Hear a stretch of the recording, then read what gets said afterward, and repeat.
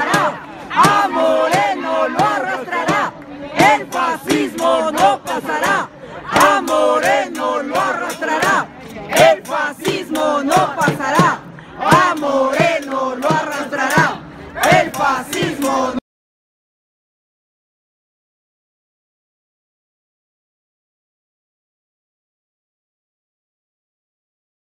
fascista, al pueblo traicionaste, Judas Moreno, dictador y fascista, al pueblo traicionaste, Judas Moreno, dictador y fascista, al pueblo traicionaste, Judas Moreno, dictador y fascista.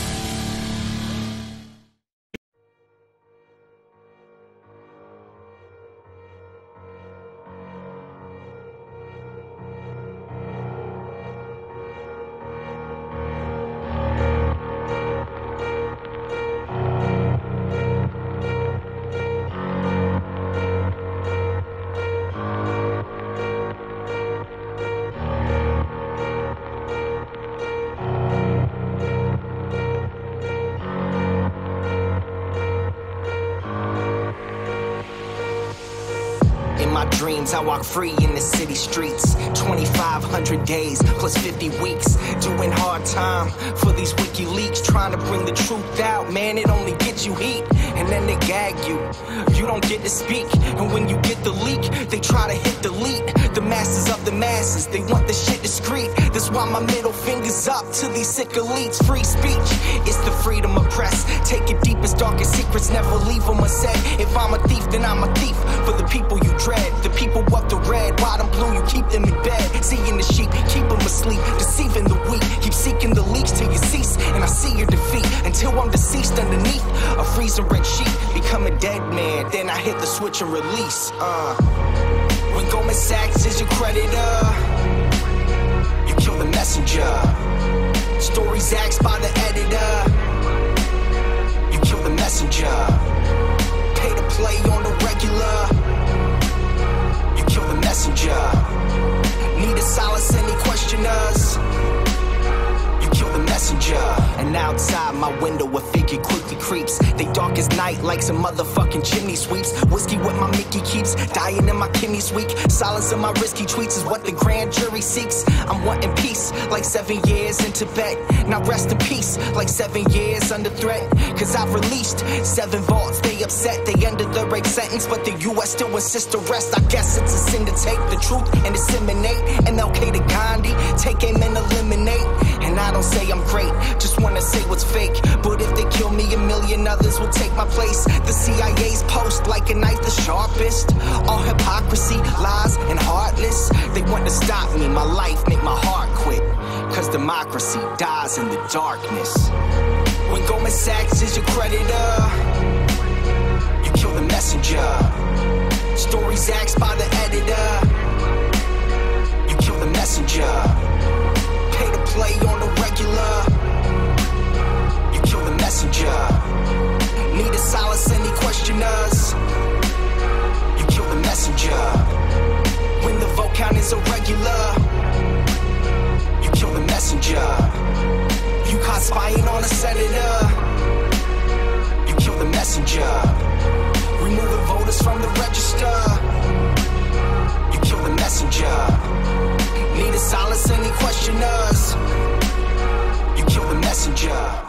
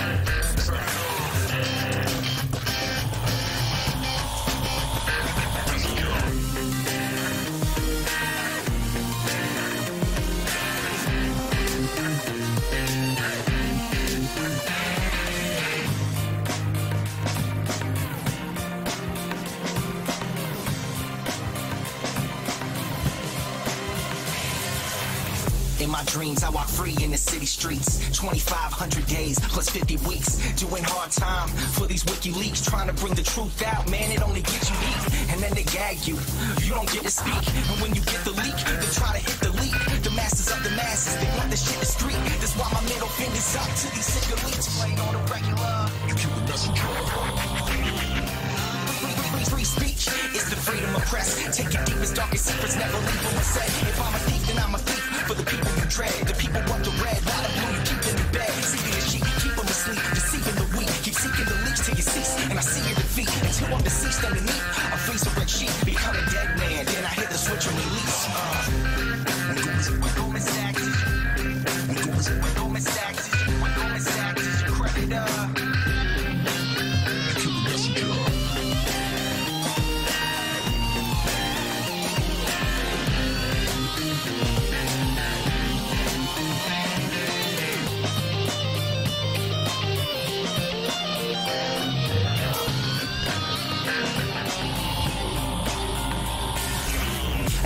Outside my window, a figure quickly creeps. They dark as night like some motherfucking chimney sweeps. Whiskey what my Mickey keeps, dying in my kidneys weak. Silence of my risky tweets, what the grand jury seeks. I'm wanting peace, like 7 years in Tibet. Now rest in peace, like 7 years under threat. Cause I've released 7 vaults, they upset. They ended the rape sentence, but the US still insists to rest. I guess it's a sin to take the truth and disseminate. And I'll pay the Gandhi, take him and eliminate. And I don't say I'm great, just wanna say what's fake. But if they kill me, a million others will take my place. The CIA's post like a knife the sharpest. All hypocrisy, lies, and heartless. They want to stop me, my life, make my heart quit. Cause democracy dies in the darkness. Cause democracy dies in the darkness. You kill the messenger. You kill the messenger. Democracy dies in the darkness. Darkness.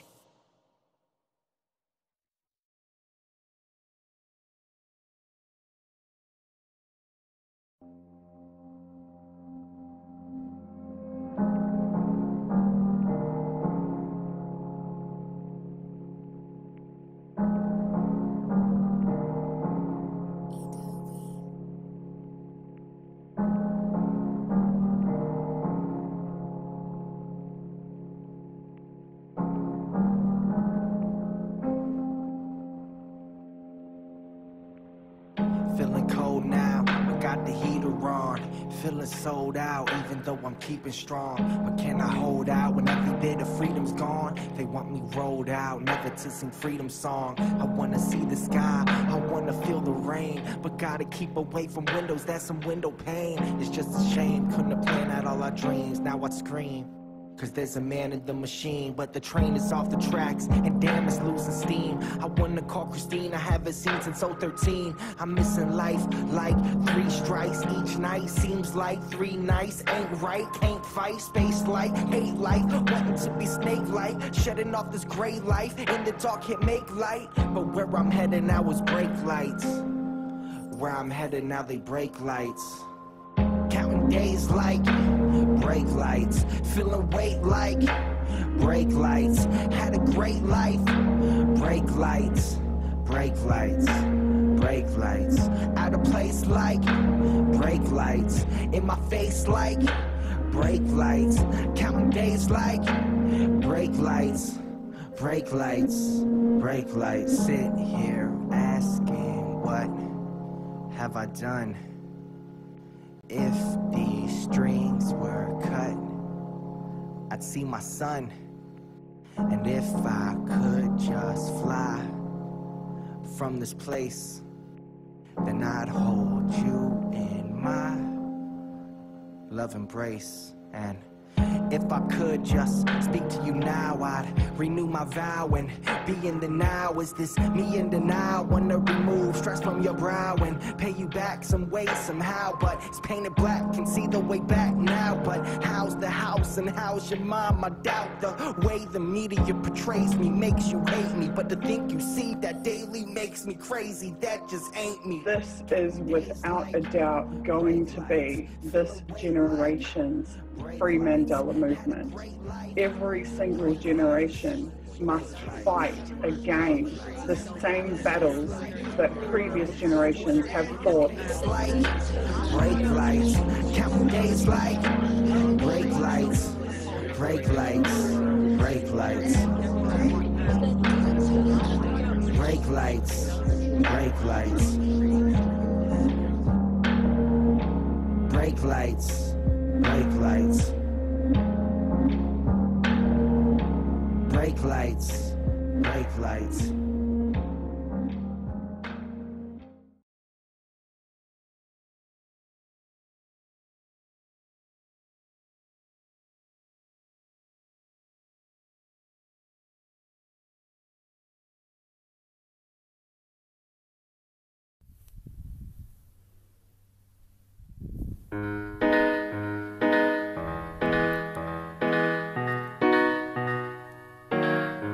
You've been gone for 6 years, and they've drank breath. Your wings are perishing, haven't seen the sky. The papers laboratory sneak makes me wanna cry, cheering on the end of you, wanna see you die. Ooh, ooh, ooh, ooh,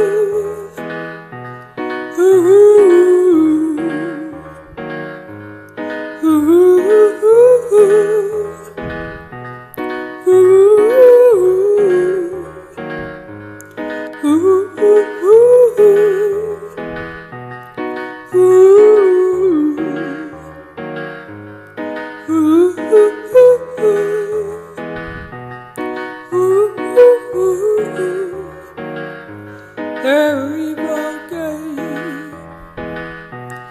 It's gotta end. You put them to shame, put it on the man. We love you, fellow and a friend. We wanna see you make it through the torture to end. Ooh, ooh, ooh,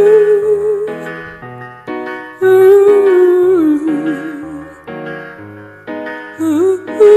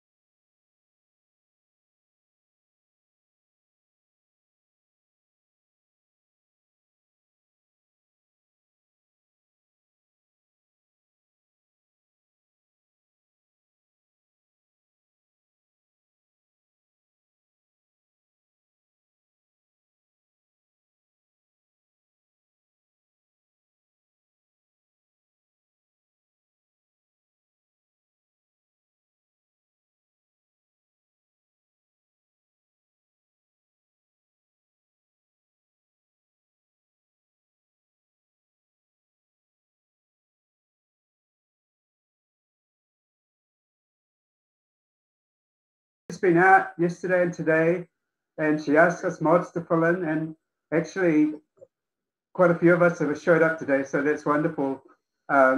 Kitty's going to be taking over in a bit, and today we're going to have an open mic, so everyone watching on YouTube, on Periscope, just ask your questions about Julian Assange, about UNT4J, any comments you have. And sorry, I had to mute it. Any comments you have, and we'll answer them as best as we can, especially Kitty. But first of all, back again today, as our special guest is Meg Sherman, who was on yesterday as well. And yesterday, remember her song from yesterday, which was Dreams of Heaven. And today, the song that you heard just before going live has just been released by UNT4J, also composed and sung by Megan, and I think with help with violin from Alex Taylor. And also Megan did the video, so Megan did everything, and it's just a wonderful video. So we're so pleased to have you on, Megan.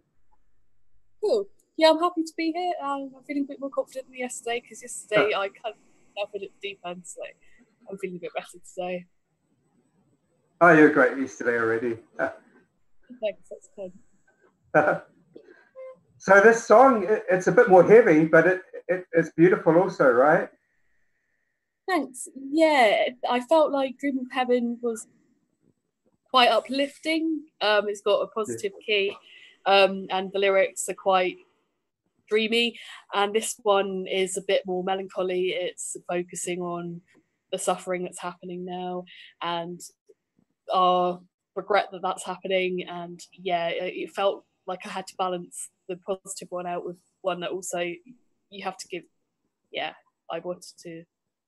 I don't know if I wanted to write it, but it just kind of came out, and that's the way it came out. And yeah, I think it's quite a sad song. Yeah, heavy, like you say. And the 6 years obviously refers to 6 years in the Ecuadorian embassy. Yes, it does. Yes. Yeah, yeah. Oh, that's cool. I love your songs. You're doing a whole album of them. Yeah, we started off with one, moved on to the idea of doing an LP, and we've just been go wild and decided let's do a whole album. So it's going to be a blend of covers and originals, all of them with lyrics relevant to what's happening to Julian. So. Oh, that'll be great. So you have 3 songs that I know of, right? Which was Dreams of Heaven, and then a cover of Imagine by John Lennon. Yeah. And then this song out today. And you were asking yesterday actually for if anyone had any suggestions for cover songs that would be great. And your Imagine version was from Eva Cassidy, who I love. She's a beautiful singer. If anyone wants to look her up on YouTube, the most beautiful voice you can imagine. And she did another song which was called, is it Autumn Leaves, right? Yeah. Yeah. So people were asking you to do that, and you were also suggesting that. So hopefully that comes to pass. We'll see how it goes. I do have it on my phone. I've just not put it out yet, but I'll do that soon. If that's what people are feeling, I'll do that. Yeah.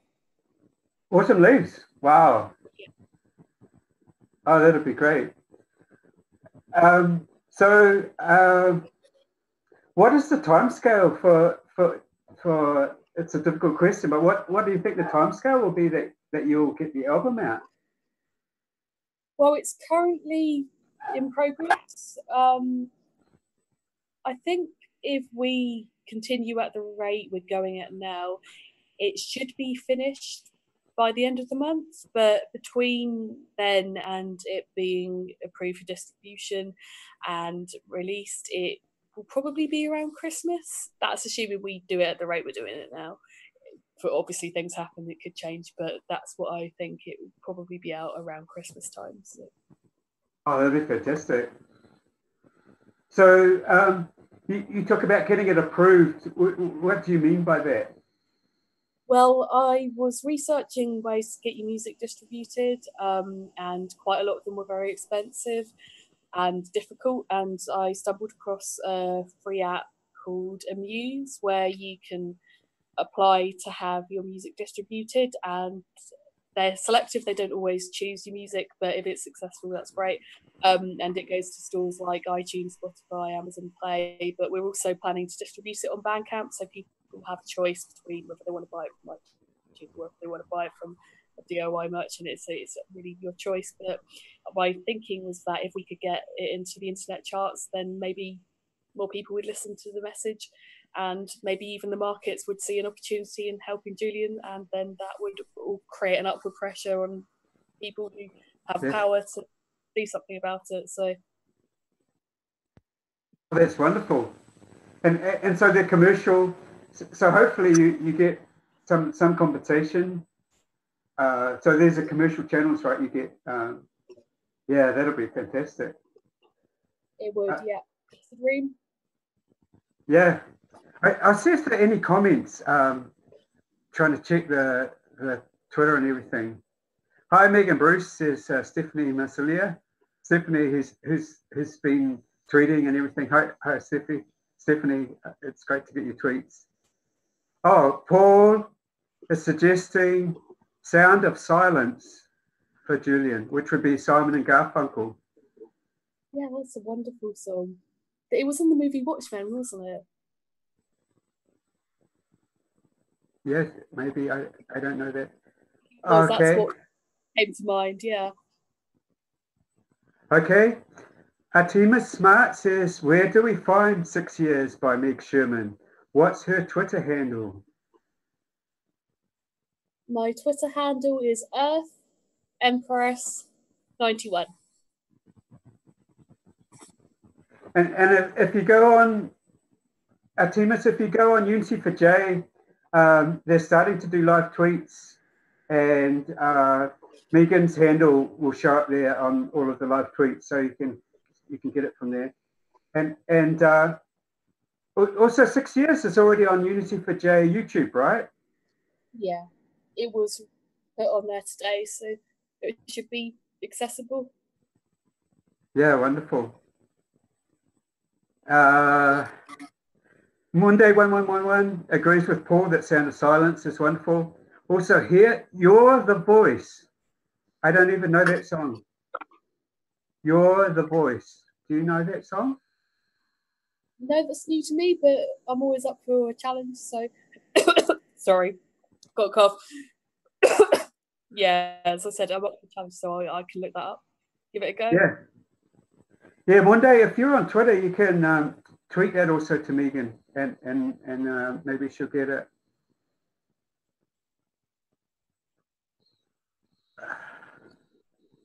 So, I mean, before that, the comments before that are mostly talking about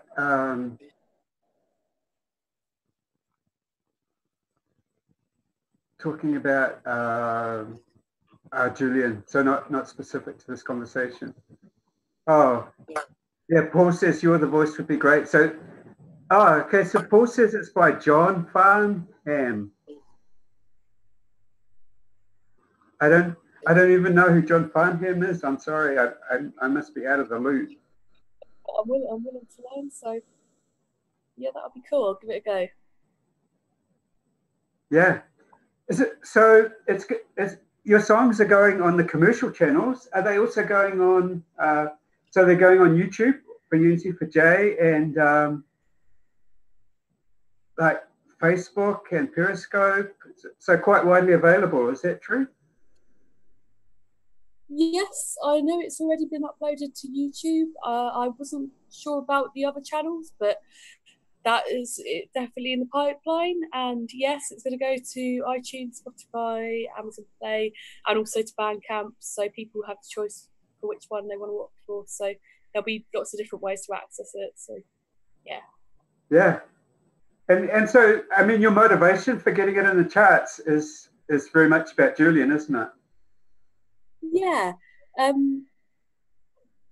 It's just quite a detached and, I suppose, academic way of looking at it, but I just think if we got him in the charts or got an album in the charts which was a fundraiser for him, not only would it bring money into his legal defence, it would also make the markets listen to him, because they're quite calculated and they might see an opportunity in his freedom. So, and if they started acting in a way to support his freedom, then it would be difficult for politicians not to listen to that, because they listen to markets. So yes. So I would like to get it into the internet charts. That would be great. Oh, that's fantastic. And you're talking about helping WikiLeaks Defence Fund as well. That's wonderful. Sorry? You're talking about helping WikiLeaks Defence Fund or Julian's Defence Fund? Yes. Wow. Yeah. That's great. Yeah. I mean, yeah, I always love when I come on here and it's like new art or new music. It's really a wonderful way to spread a social justice movement, really, isn't it? Oh, definitely. Definitely. Like I was saying yesterday, it's a universal way of communicating. It speaks past cultural and language barriers, and it's very easy. It moves the emotions that everyone has, and it really unites people and gets them behind a cause. So that's what I had in mind. And you've done a lot of stuff. I mean, I was looking on your Twitter. You've done a lot of stuff also besides the songs as well. You've done artwork. So So you had a panel, at least one panel, maybe 3 panels that can be put in front of the embassy, right? Yeah, it started off with one. I started off with one. I think the word for it is, I don't know how you pronounce it, but it's a triptych. They used to do them back in the old days of religious figures, and I don't know why I chose to do a triptych, but I started off with one, and then I started doing another one. Thought, why not have 3? So, yes. So those, because you were talking about yesterday, you do it in acrylics, right? Yeah, I use acrylic pens. Cool. I would recommend acrylic pens because it's very hard to manipulate them with acrylic paint with paintbrushes, but it's very easy to manipulate an acrylic pen and get the result you want. So. Yes. Oh, Jose Rivera's just dropped onto the Discord. So, hi, Jose. He's still muted. He's getting together. But yeah, and you've done so you've done articles and you've also done poetry, right? Yeah. I'll start with the articles. I've been writing for about 7 years, and it's been freelance and independent.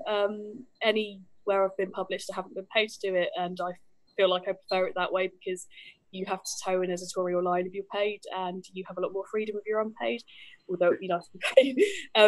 But yeah, I enjoy doing that. I've blogged for different organisations on a local and national and sometimes global level.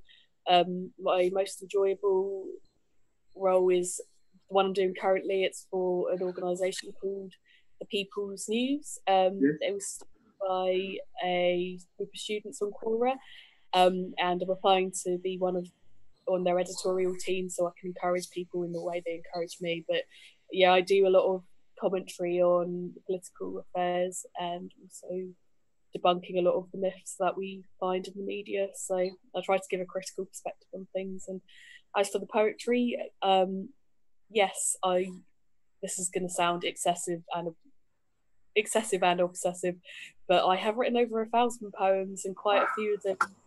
But yeah, I had a very bad year, and I spent most of that time focusing on writing poetry. Something very bad was happening to me at the time, and it was my way of feeling like I was achieving something despite that bad thing happening. And yeah, quite a few of them are themed around politics and revolution, and a few of them are themed on the cause that WikiLeaks and Julian represents. So yeah. Yes, in fact, we're going to close with a poem from you, which will be wonderful. But before we do that, we'll just do one more read of the comments, okay? And so let's see.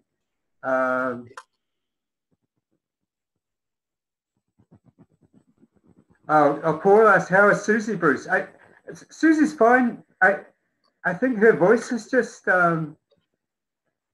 she had laryngitis and she lost her voice for about a week. I'm sorry, Susie, if I'm speaking for you too much, but and then on Wednesday she did the state of the movement speech and the WikiBees, and it was quite a lot for her voice, I think. So I don't know. So hopefully she should be back next Wednesday, I think.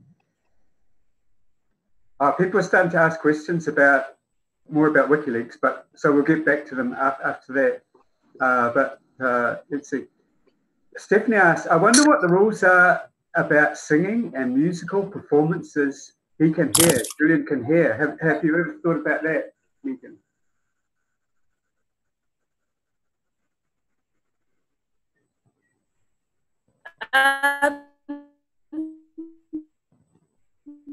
The rules regarding... Hello? Yes. Right, sorry, I think there's a bit of a delay. Yeah, I understand from Alex's experience that he has been outside and played and he's had his violin seized. I don't know whether that would happen again because there was a lot of press about that at the time and a lot of people were very sympathetic because he was a violinist, very peacefully playing his violin, bringing a lot of happiness to people around him. And the police seized his violin, and having received negative press towards the police. I don't know whether they'd do that again, but they could do anything. They often act beyond reason. So I don't know. We're just going to take it as far as we can and do it for as long as we can, and whatever happens, I think. Yes, that's pretty disgusting. I mean, how long ago was that? Do you know? It was this year, within the past few months, I think. Wow. They obviously gave it back, right? I think he got it back because he's been, unless he had to buy a new one because he put his violin down on track for the tracks for the LP. So I hope he got it back. Yes, yes. Oh, I mean, they're super expensive. It would be ridiculous if he didn't. So, yeah, I mean, there are so many performances out there that, like the vigilists, like Emmy posts that they do lots of musical performances, which that must cheer up Julian no end. So it's a wonderful thing. So I think at least one other person, Paul said, I think he can hear when they play outside his window that he's been banned from looking out of. I mean, it just reinforces this is a really disgusting situation for Julian, and it's sort of an emergency as well, the way the politics is going. So people say I'm muted. I hope I'm not muted. Was that before? I hope I'm good. No, I'm good. I thought I was muted for a minute there. Audio is good now. Okay.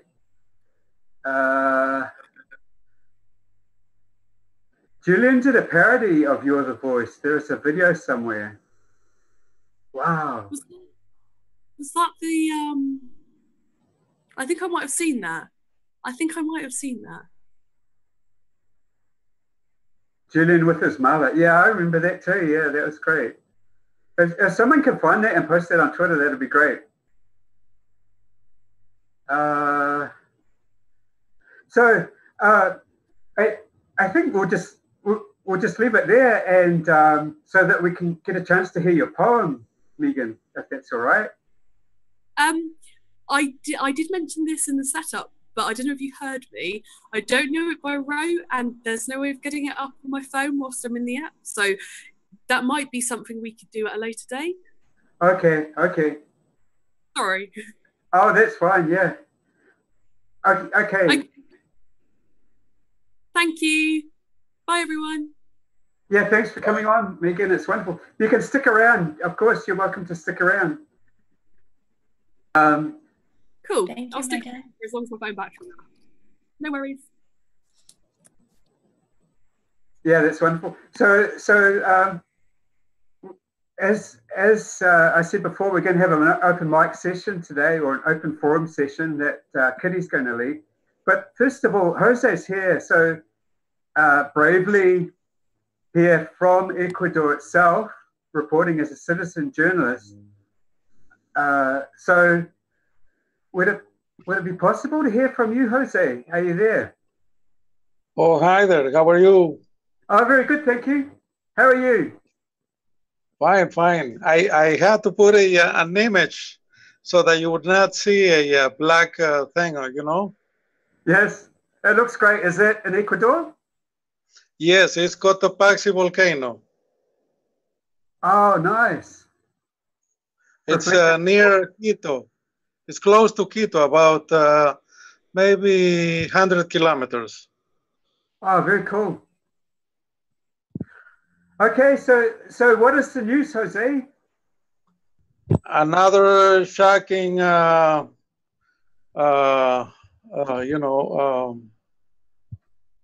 thing by Lenin Moreno. He, that Glass went to the hospital from the jail where he was, right? Yes. Just for people who are new here, yeah. So talk as if we don't know anything. So Glass is the vice president of the current president of Ecuador, who is Lenin Moreno.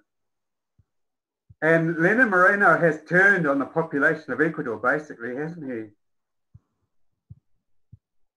And yes, he's put his own vice president in prison and the vice president, Glass, sorry, what's his first name?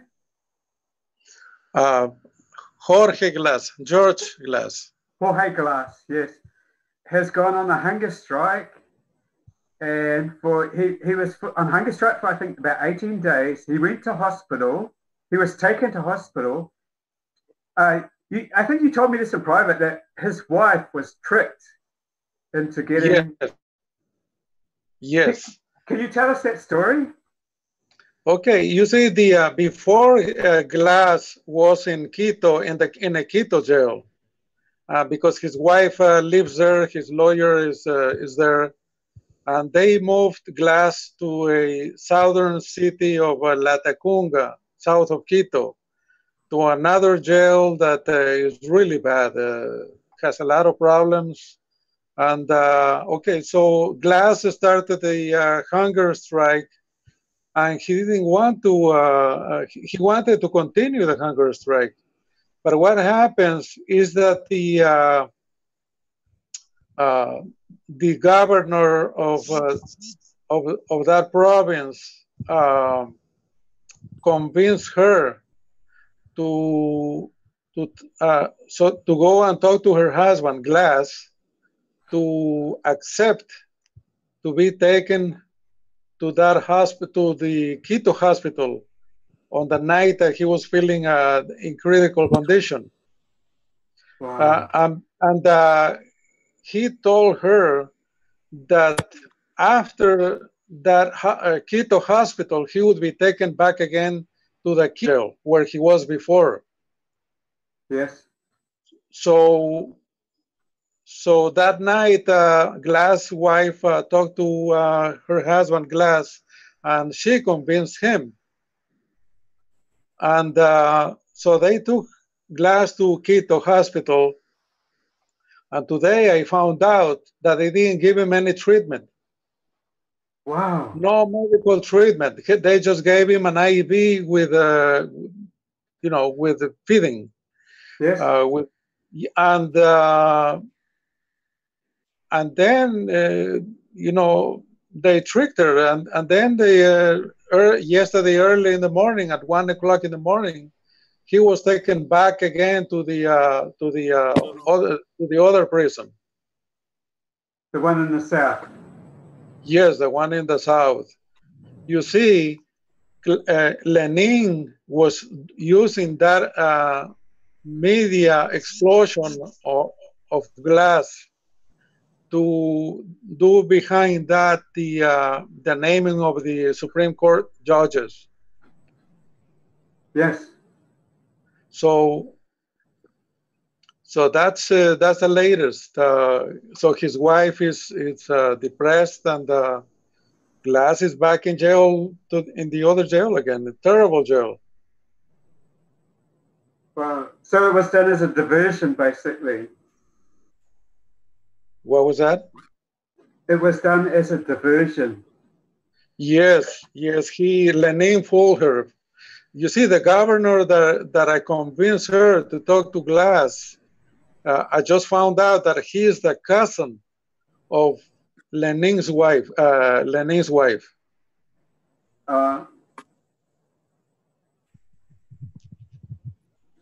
So, wow. I mean, this sounds like really terrible. It sounds like Glass would die. He's willing to die. Yes, he is. Yes, he is. So,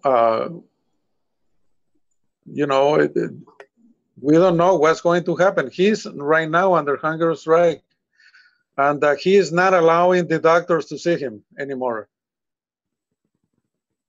Wow. Jose, I understand that there's also other people that are being arrested that were part of Lenin's administration, as well as journalists, etc.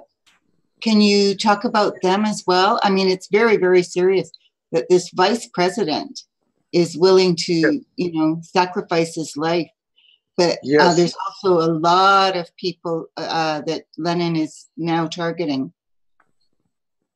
Yes, he arrested 7 of them, 7 journalists, and another one who is in charge of the government communications office that Correa set up. He learned, that they were going to put him in jail, so he left the country.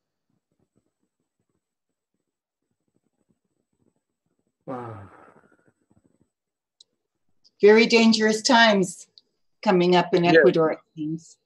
Yes, yes, very dangerous times, and right now, as you have seen, the protests are increasing little by little. Now, what is happening with these judges that are all being removed? Are they being persecuted as well, or is it just that they're being removed and he's replacing them with judges that are friendly to him? Exactly, that's the way it is now. The new Supreme Court judges were handpicked by Lenin Moreno. So the Constitutional Court is going to be, that Julian's hearing is going to be heard by, is going to be a biased court. Exactly, yes, it is. They will be biased. They will have an agenda. Yeah. So yes. So there is I was remembering about 4 or 5 days ago that there was a years ago, I think it was in 2002, that the Peruvian embassy in Cuba was invaded by, I think it was around 20 Cubans. I met a doctor that was at that time, and he told me that the conditions there were terrible because the Cuban government cut off the water and all the services. So this is kind of in a certain way related to Assange situation.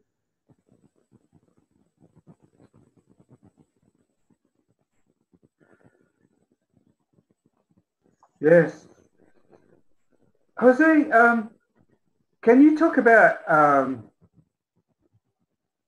well, I'm interested in a broader context also, and Cat Mema Elizabeth is also very interested in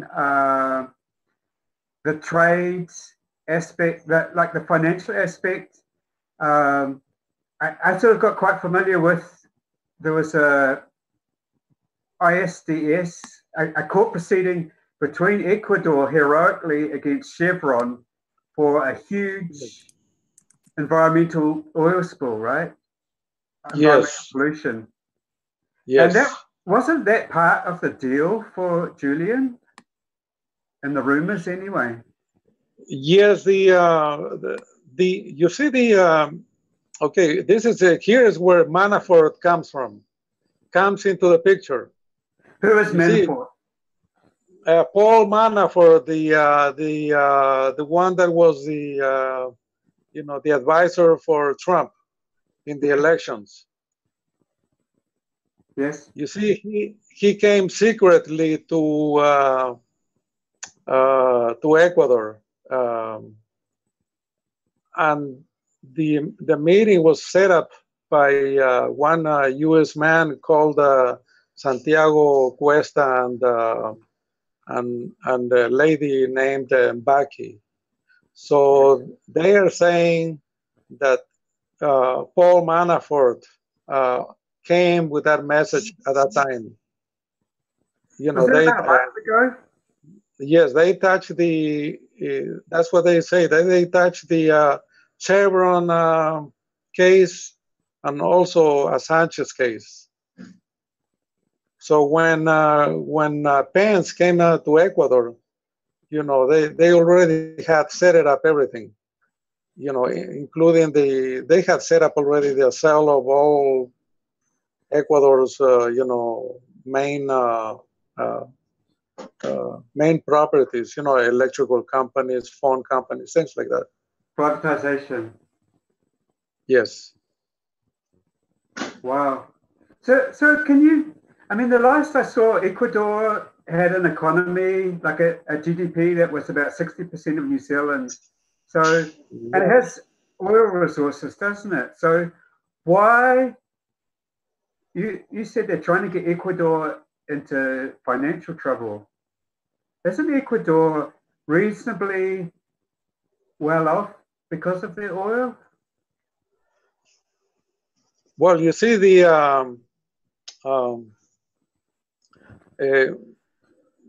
that's what the new right-wing governments are doing. They are turning their own nations into being productive ones, into nations that are borrow money to keep the government going. You understand what I'm saying? Yes. So that's why they cut off the investment of the government in the national economy. I think it went down by 20%.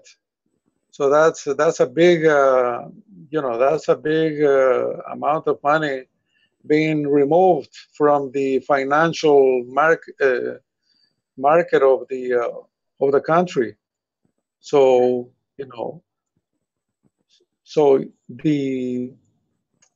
so that's what they want to do. They don't want an Ecuador that is productive, that has a good economy. Because of that, they want to sell everything that produces and and start borrowing money. That's the agenda. Wow. I have a question from chat for you, Jose. The question is, what is Moreno using as his reason for imprisoning Glass? He accused them of, I don't know if you remember the Odebrecht scandal. The Brazilian company that operated in several Latin American countries, and there was a scandal in all these countries. Involving payoffs, to get contracts. Is it an oil company? Yes, it's a Brazilian company. They do all kinds of construction work. It's a multinational. Yes. And also in Brazil there was a huge scandal, and a lot of politicians went to jail. Powerful ones. So here, they accused Glass of having received money, but they searched all his accounts and he never received a penny. In fact, he has a modest house. He's not rich, and the accusation of the court, the sentence after the several court hearings was just one page. They used a law that doesn't exist anymore. It is called illegal association. Wow. It's like if you associate yourself with let's say a mafia, and you get money from that relationship, that is illegal. So that law is for that. But you see, he did not. They could not find any money. So, and also that law was no longer in the law books. So they just used the old law, like that law didn't exist anymore. And if you read the sentence, it's just one page. It's just one page. And all it says is that he is being accused of illegal association. That's it. They don't put, evidence, nothing, because they don't have any evidence. Lenin just wanted to put, removed Glass out of the way so that he would do all the changes in government that he has done. And that's the story for Glass. Oh, that's incredible. That's terrible. So how difficult was it for you to find the sentence? I mean, you would take a personal interest in it, as I understand it. You're very interested in like court cases and basically a citizen journalist, aren't you? Well, you know, I've been fighting the U.S. government for decades. So, you know, starting from the monster Ronald Reagan. Yes. So you know, I'm sure the CIA has a good size folder for me. Yes. You see, in the U.S., you know, you can do those kinds of things, but here you cannot. You cannot expose yourself too much because you know they could they could kill you. Yes. Yeah. Well, stay safe. Yes. And so just to bring it back to Julian Assange, as I understand it, so he has brought suit against Ecuador to restore his human rights. Right. It sounds like he has no chance. No chance. On the other hand, you know, it was one thing that it created some publicity, and we saw him for the first time after 7 months. We saw his face. Yes. So I'm still glad that his lawyers did that, and I thank them for that. I think it was in that way helpful. And yes, but you see, yeah. Well, the people of Ecuador, I mean, how aware are they of that case? Not that many. Not that many, because the media, you know, the news media here, you know, they just don't touch the subject, but very briefly. Yes. You know, so, you know, for example, if you look at the web page of any newspaper here, that's one news, but when you buy the newspaper, you don't see the same thing. Huh. So the web page has more content. Yes. So, you know, the Lenin government knows that the international community, you know, doesn't care about Assange, you know, because otherwise, you know, you would have, a whole army of, international, news media outside of the court. And that day, it was just Ecuadorians, reporters doing working for, radio stations and things like that, you know. Yes. So that tells you that the international media has no interest whatsoever in Assange. And I think they just want to ignore him. Yes, they do. Because, they don't want people to know, you know. Yes. Jose, there is a question for you in chat. It is in Spanish. Yes. So if you could take a look in chat and, oh, whoops, just a second. It looks like I accidentally put it in a private message. I'll put it again. This is the question. If you can check chat at the bottom, and perhaps you can answer that for the person who asked it in YouTube. Well, I don't know how to do that. Sorry. Oh, okay. Well, at the very bottom of your screen, there's a button that says chat underneath. And if you click on that. No. Well, I don't see chat here. Oh, okay. I'm not very good at Spanish. Can anyone read Spanish? Well, he can send me the private message and I'll answer it. Here, I will send it to you in DM. 1 second here. It's very short. I mean, I could have a stab. I'll just try. Jose, mostrando tu cara on esta video peligroso. It's a question. Does that make any sense? I just sent it to you in Yes. DM. Oh, Fleur's here. Jose, is it dangerous to show your face? Yeah, Fleur's Yes, a it native is. speaker. Yes.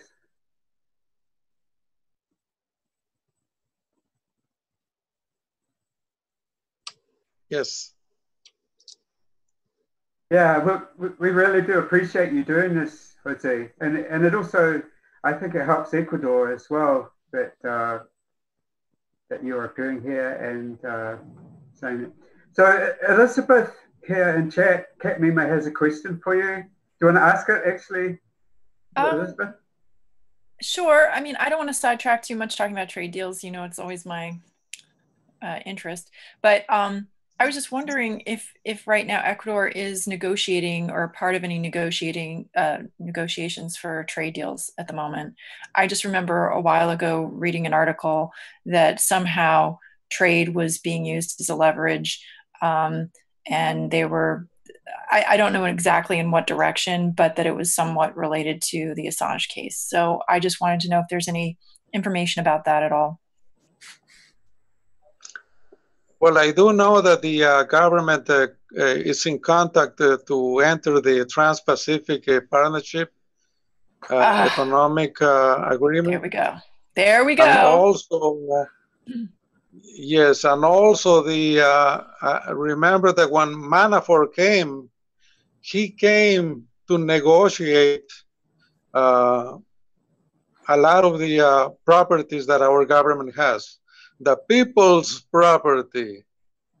And so Lenin, it's already in the process of privatizing the people's property. You know, like generating electrical generating plants, mining. In fact, today I just learned that Halliburton is interested in exploiting oil in a national forest in the Amazon region, where communities that do not want contact with us are living. You see, there are indigenous. There are people, indigenous communities living in the jungle that they have refused to be in contact with us. I don't blame them at all, because wherever we are, we destroy everything, you know.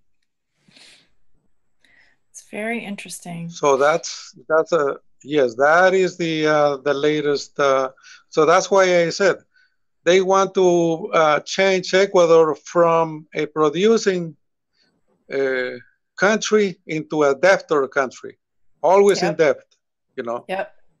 That is again, Bruce, I'll leave it up to you because you're sort of moderating, and I don't want to sidetrack. No, go ahead. Should I go ahead? Okay, so I followed the TPP, as everyone knows, for years, and then one thing that I noticed that was very interesting is that see, I don't know if this is inappropriate. I shouldn't probably go off on too much of a tangent. All I can say is that a lot of Stop TPP activists, journalists, politicians, you name it, anybody who was trying to stop this trade deal ended up having a lot of harassment. And my personal theory is that this silencing of Julian could be related to the trade deals. That's my personal feeling. That's not Unity for Jay. This is just my own observation. By judging all the different people that have been recently in the last years, myself included, just completely attacked from all sides in various ways. I think that they are identifying the people that were very critical in helping stop TPP in the US. And I think that they're very angry. The people that wanted these corporations and the government that wanted the Five Eye government that really wanted these trade deals to go through, the transnational elite, is bitter. They are so angry they did not get that trade deal in the US that they are viciously attacking people. And I think that, Julian Assange has been publishing for what has it been, like a decade, over a decade? WikiLeaks has been publishing, but they really just upped viciously going after him. And for me, in my eyes, from what I've studied, I feel like it's related to the trade deals because Julian Assange was brave enough. Somebody was leaking parts of these trade deal texts that were supposed to be secret. See, these corporations didn't want the public to know what they were doing. They didn't want people to know that there were all these international, transnational negotiations going on. So there were people within, I guess, these groups that were quietly leaking pieces of the text, and Julian and WikiLeaks were brave enough to publish pieces of the text. And what that did was it gave all the activists and all the journalists and all the other people that were screaming and saying, look, we think this TPP is going to be awful. And what a lot of the mainstream media was doing, and other people were saying, like, for instance, I got into an argument with people in the New York Times, and I'm like, this is front page news. You need to talk about TPP right now. They wouldn't do it. They kept saying, we need proof. We need proof. Oh, this is speculation. This is conspiracy theory. And I'm like, look, it's not conspiracy theory when you have actual people in corporations going to meetings and like trying to, pass legislation in Congress. Like, that's not a theory. That's like, they're actually doing that. And they said, well, we don't know. Maybe the text will be fine. And so we were getting word. We were getting word from people like in unions. They thought that the people in the unions in all these different countries were going to sell out their own people. Well, the people in the unions, when they started reading parts of the TPP text, were horrified. They're like, this is going to kill our economy. This is going to make, like you said, every country a debtor nation. It was going to basically do four things, which I'll talk about later if you want me to. But just to try to round this up is that WikiLeaks and Julian Assange gave us that proof. They gave us that proof. They gave us the proof so that we didn't look like conspiracy theorists, so that we didn't look crazy, so that we could say, look, we're hearing from unions that this trade deal is going to destroy not just the US, not just Canada, not just New Zealand, not just, it was like 12 countries. And then they call it, had like an open policy so that they were going to keep on adding more countries and more countries and more countries. And what it is basically the ISDS tribunal is just a mechanism for the elite in each country to sue each other's people and create debt for their own workers. The elite aren't going to be affected. They control this offshore ISDS tribunal, and then they manufacture reasons to sue each other. But we didn't elect these corporations to be our leaders. We didn't elect these people to go off and represent us in these offshore tribunals. And then they're going to be assigning debt to us, the people, in all of these countries. This is awful. So we were all screaming about this, saying, look. They're in these secret negotiations. It's been going on for years. We've got to talk about this. And I was calling the New York Times and screaming, look, this is front page news. Put it on. And they were saying, no, we don't have the text. We don't know what the ISD is. They're playing all coy.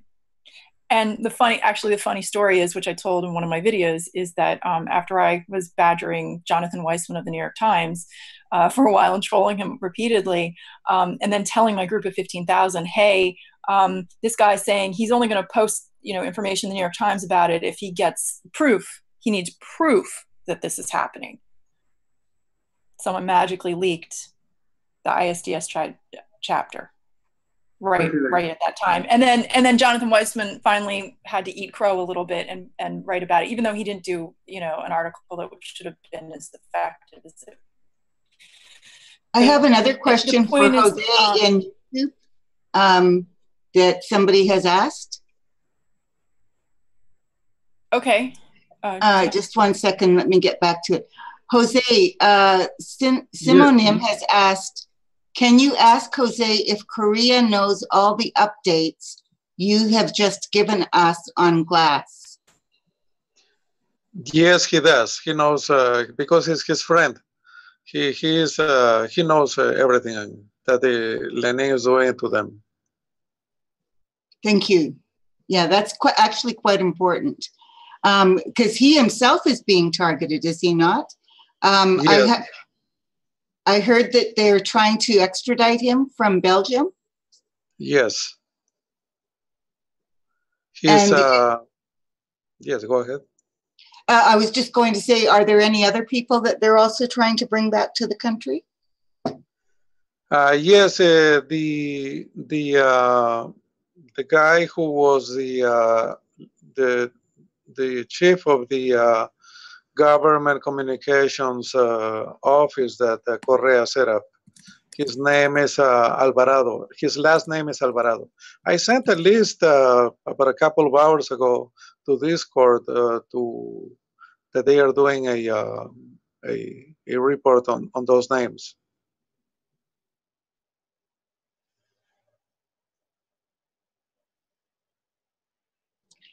Yeah, it seems to be, he seems to be quite spreading his net quite wide, which is a very, very bad sign. He's just betrayed everything that he was elected for. People didn't, as far as I know, people elected him because they thought he was a supporter of Korea, and he's turned around and done everything the opposite. Can you tell us about the protests? Yes. How are people reacting? Well, you see the protests that you see on Twitter, you see them on Twitter only. And most people, most people don't even know what Twitter is, A lot of young people do know, but as you know, when you put a message on Twitter, it right away goes down. So a lot of times, we don't see it unless you know the person who creates them.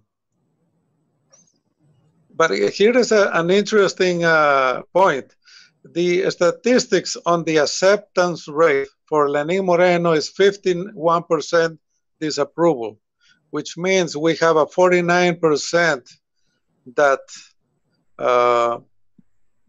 does not know what Lenín Moreno is doing, because that's how I read the statistics. You see, where did they come from? That 41%. It's a poll that they did here in Ecuador that they are doing every few weeks. Wouldn't that be suppressed by the news media who are corporate controlled? Did they actually publish that? Yes. Oh wow! So they can't completely hide it then, eh? I do not know if they publish it on the printed media or they don't say that on the TV news. No, they don't say that. Where is that information being released, Jose? What was that? Where is that where are those statistics being released? I can send the statistics to Discord. You tell me where you want me to send it. Okay, well, just maybe DM them to me. I'd be very interested. Thank you. Okay, I will send it to you.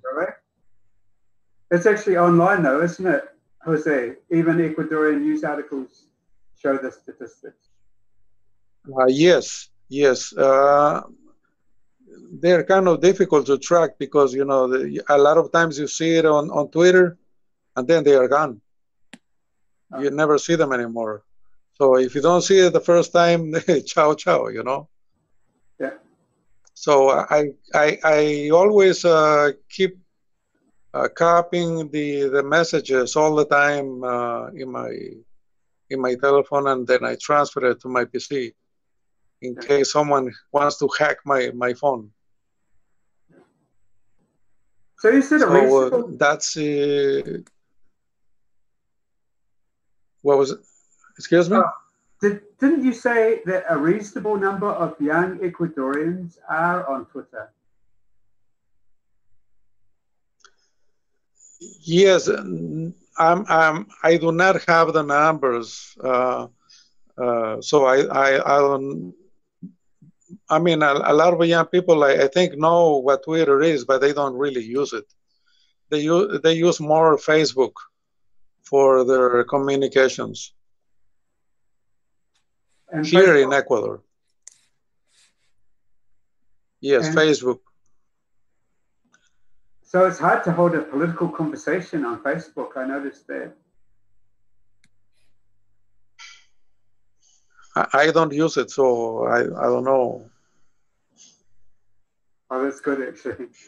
Didn't you say that the protests are increasing day by day? Is that what you said? Yes, yeah, in frequency. In frequency, they are at least in the capital, because in the other city, which is the biggest, in Guayaquil, it's all right wing, and it's a big corruption there, and all the leaders there are corrupt. And as soon as they see a protest, they'll probably send the police to to use violence and to get them out of the streets. And I have another question for you, Jose, from the YouTube chat from Stefani Marsilia. Yes. Jose, any thoughts on UNGA President Maria Fernando Espinosa, who helped arrange Assange's sanctuary? Because the visit from 2 UN reps to Marino precipitated this whole special protocol. And because my assessment, Stephanie's assessment, is that Marino whipped it out and pissed right in her face. So I don't know if that question is clear, but. Yes, I understood that. You see, the Maria Fernanda Espinosa is a political asset right now for Lenin, because she's the president of the UN Assembly. But as soon as she finishes that term, believe me, Lenin will just throw her to the dogs, just like that. Very interesting assessment. Wow. Why would he do that? Well, because well, you saw what he did to Glass wife today, so he is capable of a lot of bad things. Yes, that's true. Very true. And it doesn't matter what kind of prestige the person has. If he's capable of doing that to his vice president and the vice president's family, he's quite capable of anything. Yeah. Well, you can see the protocol that he gave Assange. I mean, it's terrible, and he's capable of more than that.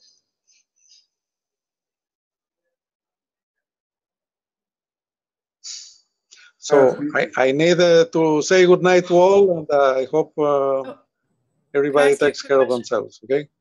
Could I ask a quick question? Yes. Oh. 2 quick questions. One, yes, sure. One, do you feel like this guy is such a monster that the people are afraid of him? I mean, for instance, I really am very interested in organizing student teams. I don't know if you have the capability or if you have friends who have a capability, but I'm looking for, a couple people on each campus.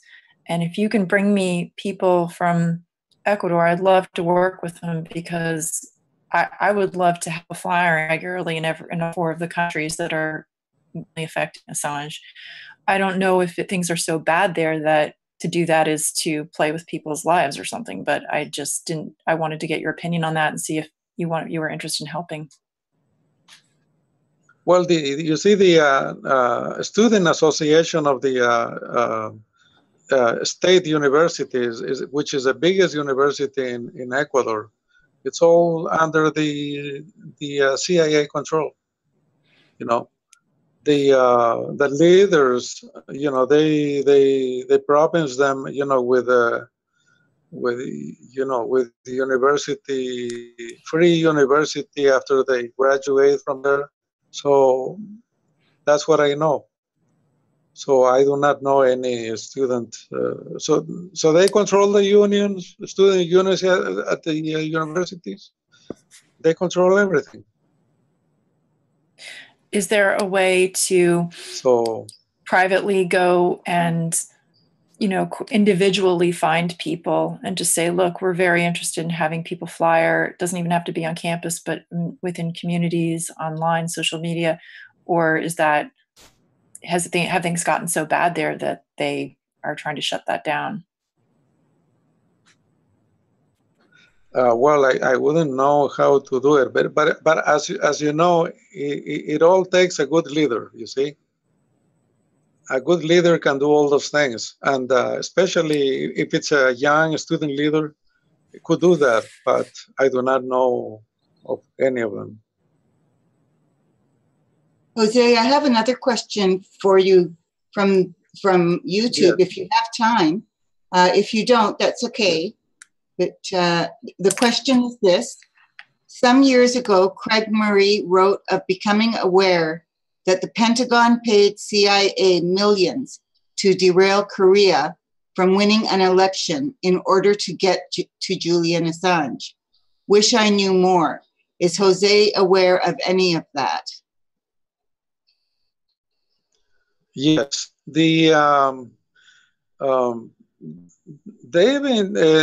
when Correa went to the second election, I'll just give you that data.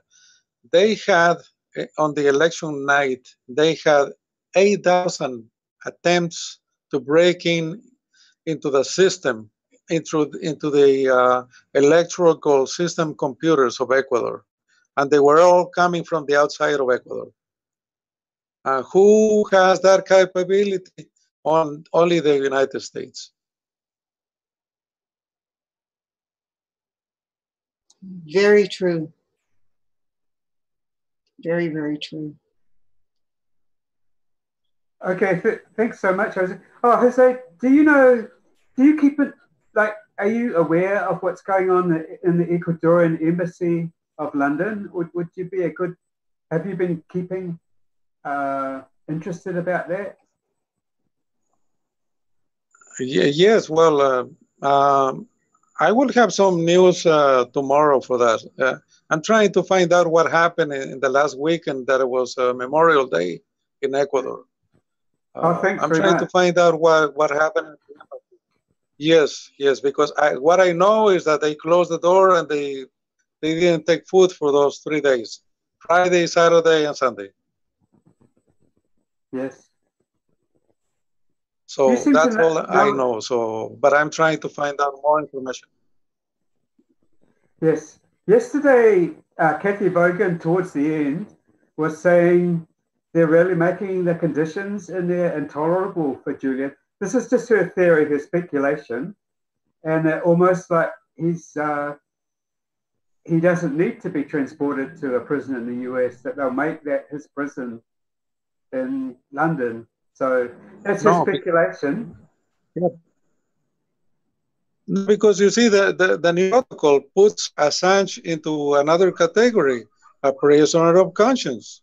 He's right now become a prisoner at the embassy, because you don't be behind, bars to be a prisoner.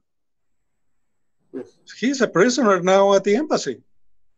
So he's also a prisoner, besides being an asylee at the embassy. He's a prisoner of conscience.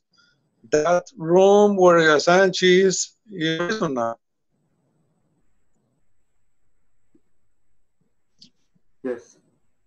Jose, I just wanted to say that you are certainly welcome to these WikiBees anytime you want to jump in, because there are so many people who really would like to know what is going on in Ecuador, and it's been priceless having you as a resource. I understand.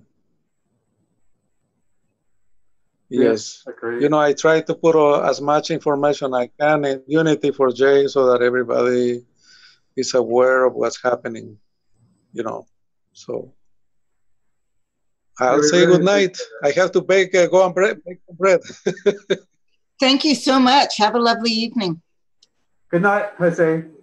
Take care. Thank you. Good night. Wow, that's wonderful having him. He's great. He's just such a solid resource of information for us. It's makes such a difference knowing what's going on, you know. Yes. And having someone with boots right on the ground there is really priceless. May I ask a question? I probably should have asked him before he left, but and maybe you've already discussed this, but I read that they replaced the entire staff or most of the staff in the Ecuadorian embassy recently. Is that true? Yes, apparently they did. God.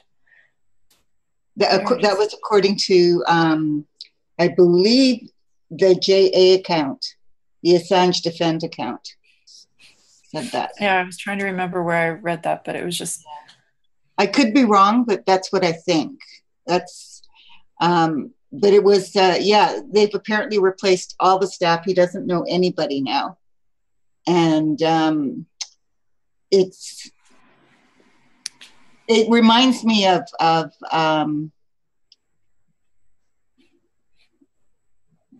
what I expect will happen is that he'll just be put into a situation that's completely intolerable. He'll get no cooperation. More and more things like this weekend where they know that he relies on the lawyers and other people to bring him food, and they intentionally block that. I think we'll see a lot more of that kind of stuff, because the whole idea is to create a toxic, poisoned environment that he's living in, so that he's driven to the point where he leaves on his own. If he leaves on his own, that solves all their political problems, right? Yes. I mean, Yeah. basically, you know, they haven't broken any laws if they can force him to leave on his own. And the way that they can do that is to just create such a toxic, hostile environment for him every minute of every day with no cooperation, causing problems for him, sabotaging him. And eventually, you know, it's just going to get to him, right? Although, you know, he's pretty strong. So I don't know. I mean, you know, some people have the resources and the internal strength to deal with it, right? I mean, Kat, you and I know all about this kind of crap, right? So Yes. Unfortunately. yeah. So and Julian has shown over and over again that he's a resilient, strong person. So I mean, I don't want to segue into just talking about targeting, but I mean, if they can do as much as they've done to us, and we're just like supporters, it's like, I can't even imagine. There's so much that we just, I'm sure, don't even know about, of course, that they're doing to torture him right now. And it's just awful. And well, they started a lot of this stuff with Jacob Applebaum. He was actually, they started with him, actually. And he exposed the CIA trying to infiltrate Tor, and was completely defamed. I mean, the smear campaign against him destroyed him. He was kicked out of numerous groups that he was involved with, because he's a tech person, right? And this whole campaign was created for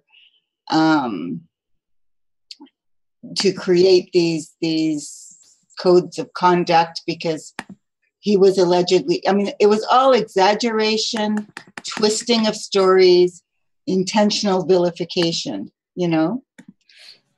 So it was pretty vicious with him. And that was not because of any stand he took with TPP. That was because he took on the CIA in Tor, and he was punished for it, basically. No, I mean, I know people can get targeted for other reasons, and I remember that he got smeared in a very, I mean, he got smeared. It was vile. Smeared in a very similar way. Of course, they always, particularly with men, seem to find ways to smear men and their sexual lives. I mean, they do it with women too. They do that with women too. Trust me. But they do. But I mean, it's really the kiss of, you know, they really are assassinating someone's character when they just throw out random accusations, and they're not even accurate, and they're just.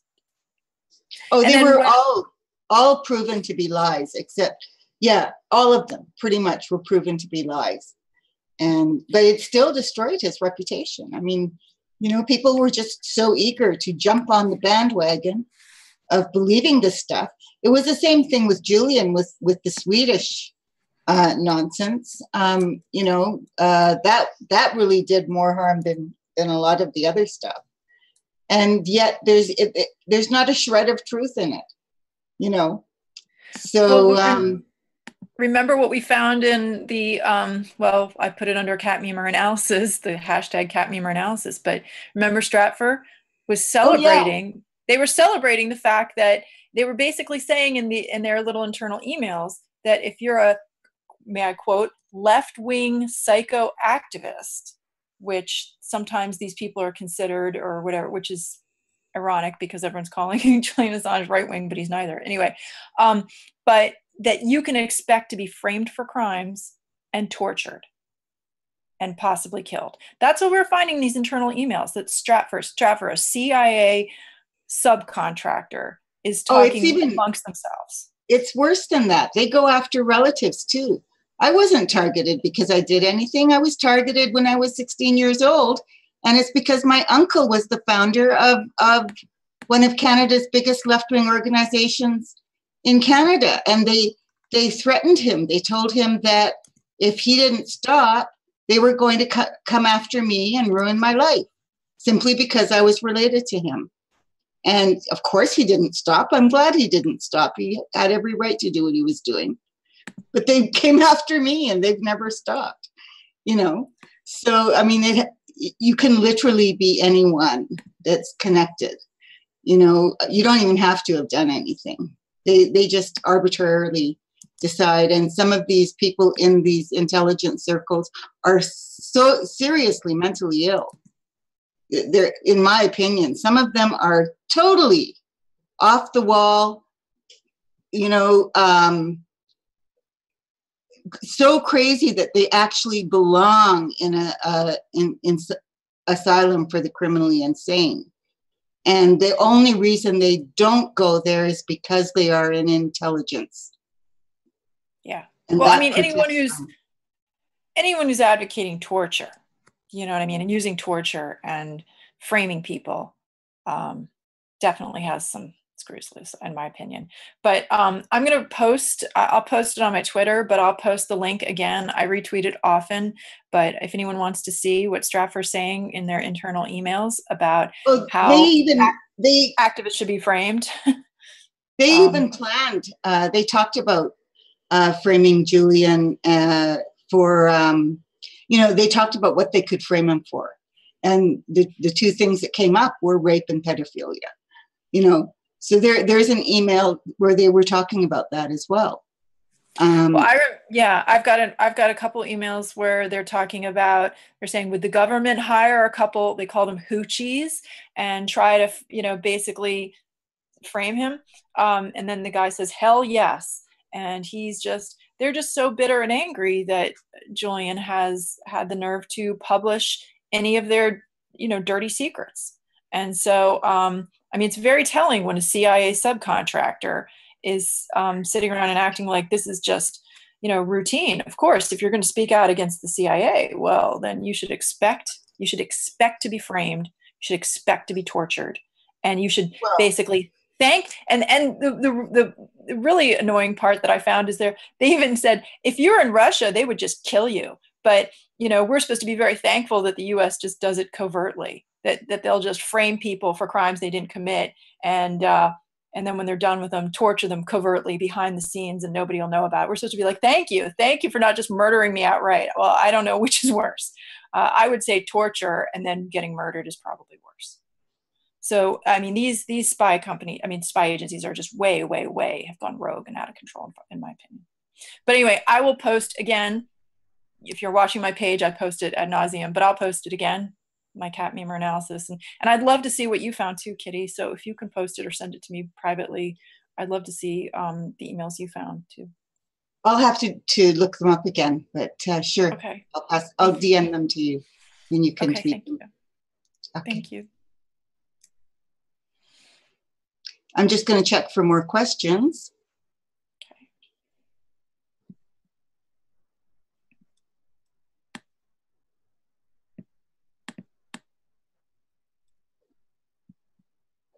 Okay, there's no questions that I can find. Does anybody have any more questions that they wanted to ask?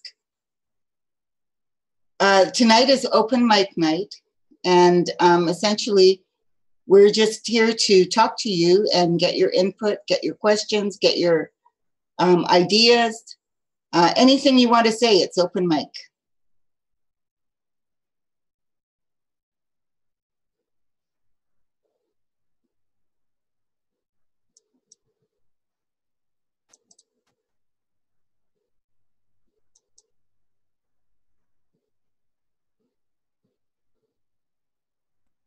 Yeah, one thing that Stephanie said in YouTube that I remember also is that Jose said not all of the staff were replaced in the Ecuadorian embassy. So someone said that all the staff were replaced, and Jose actually corrected that. So he's right on top of things. So he really is the expert on that we can ask, a really good source. Oh, okay. Thank you. Thank you for the correction. I had thought that it was everyone. That's good.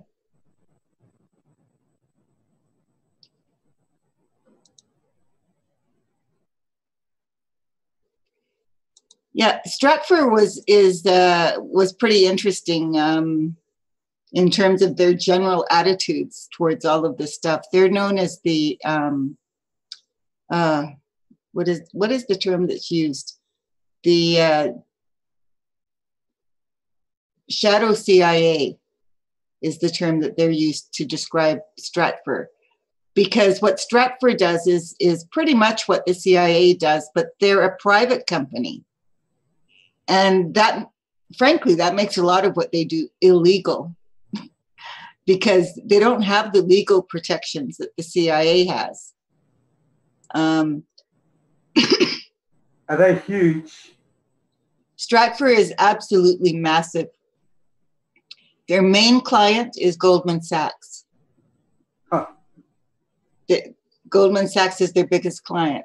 And of course, we know how Goldman Sachs feels about WikiLeaks.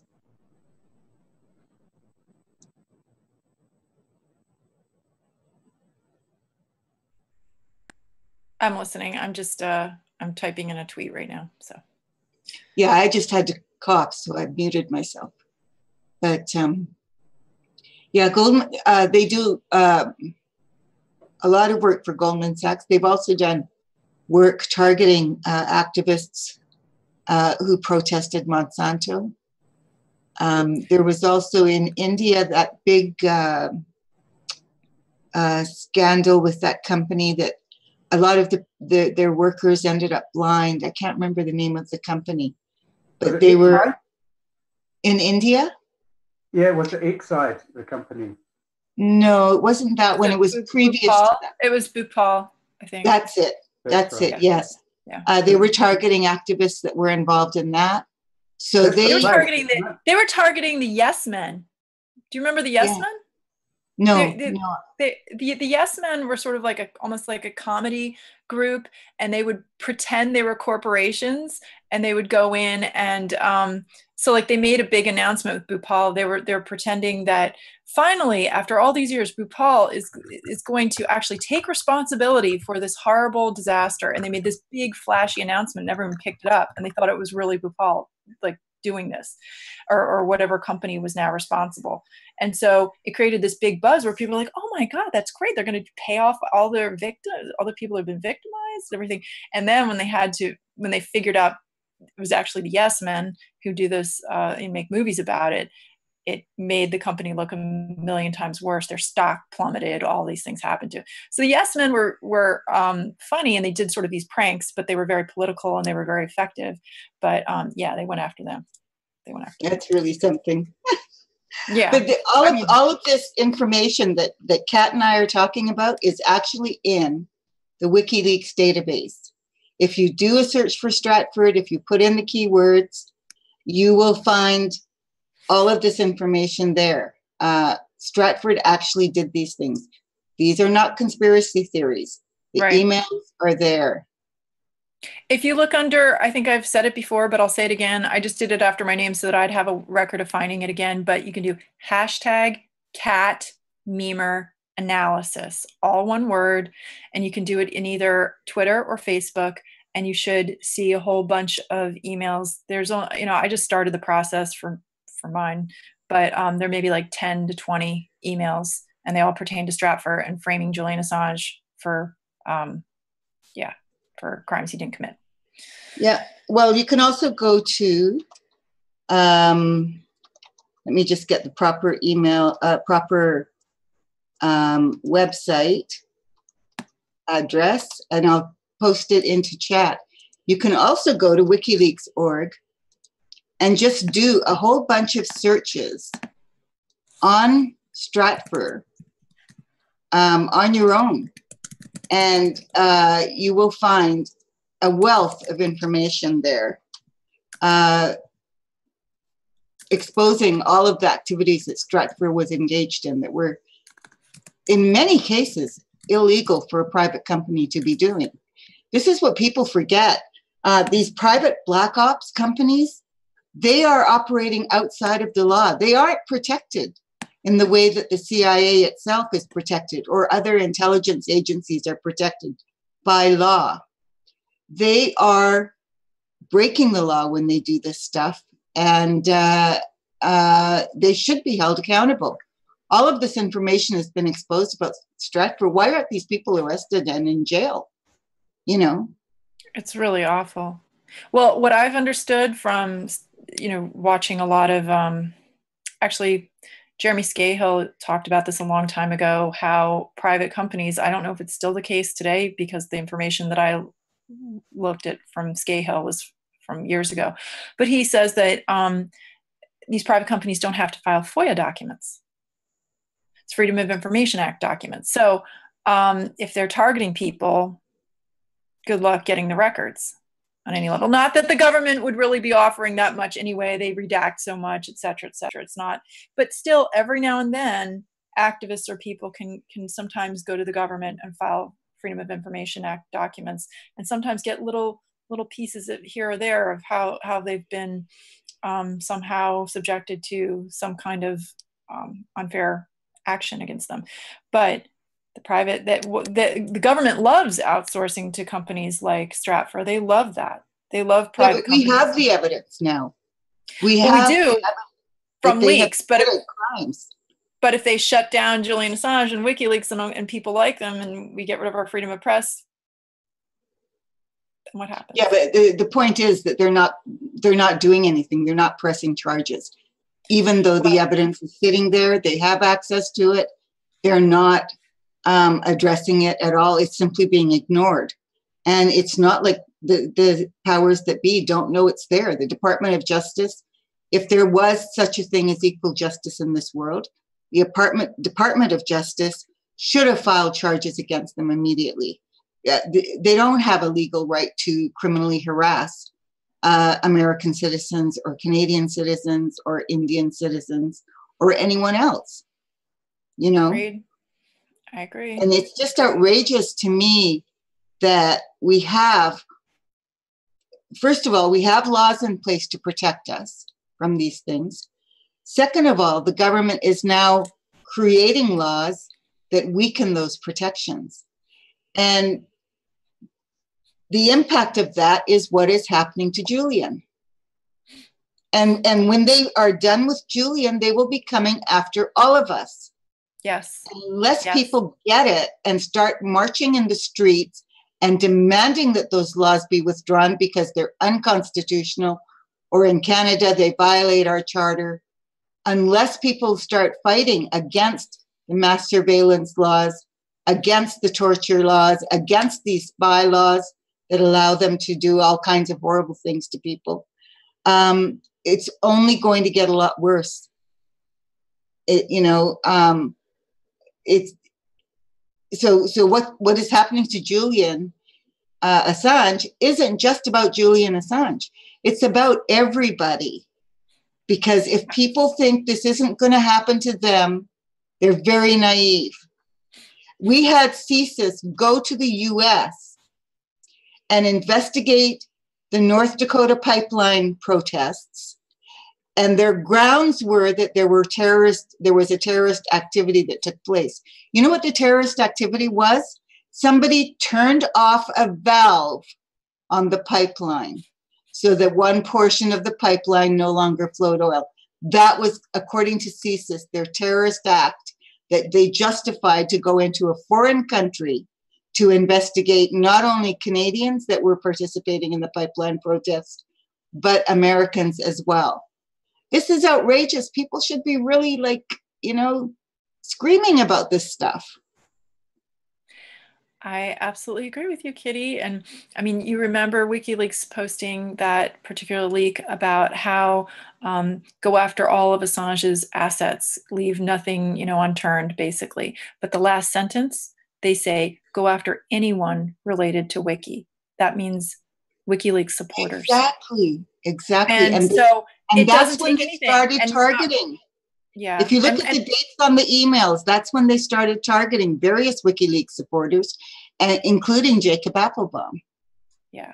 And the thing is that, you know, we really need to get across to the mainstream public that people that are getting targeted are yeah, exactly like you said. We're not radicals. We're people that are, like, I've been joking and saying, you know, when I was stopping TPP, I was just sitting and eating chocolate and reading articles and posting them, you know, like in my own room in my underwear. Like, I really was not, like, that's about how radical it gets. I eat organic food and sit around and read. Like, I'm a prolific reader. That's my radical action.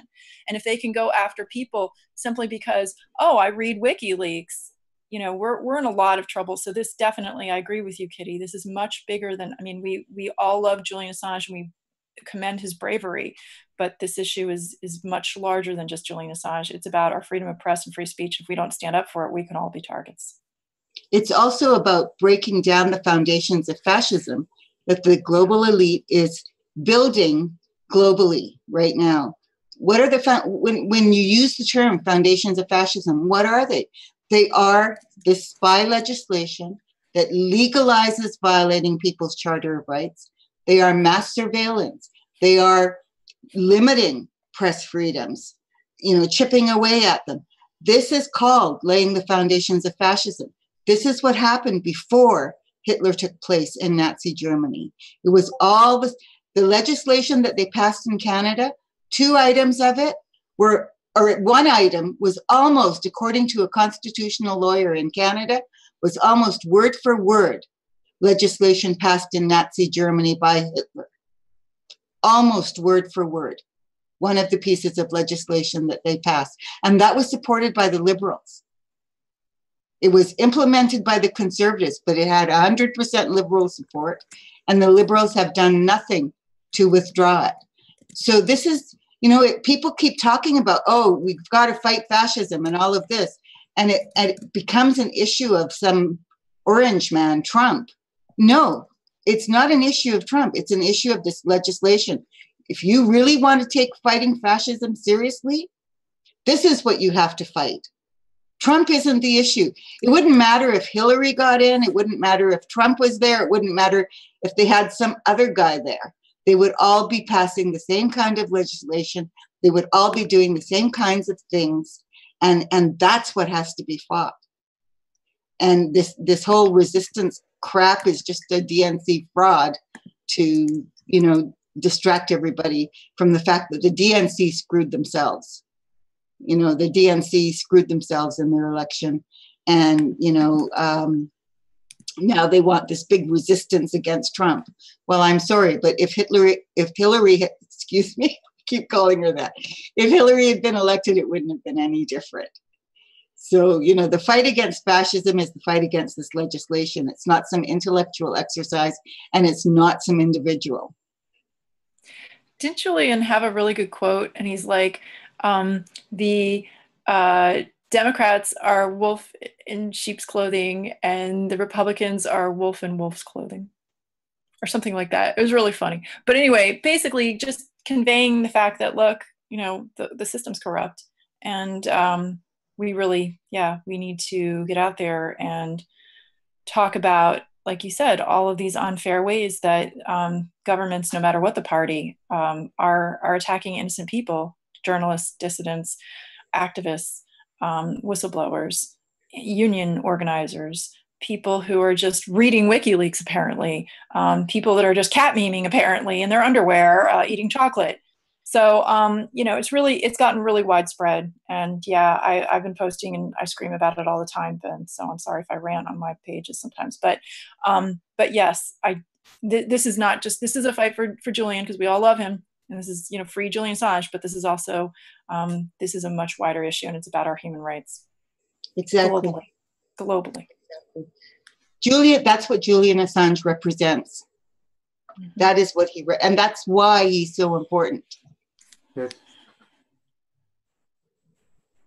That's why he's the queen bee. He's the queen bee, and if he goes, all our wiki bees do too.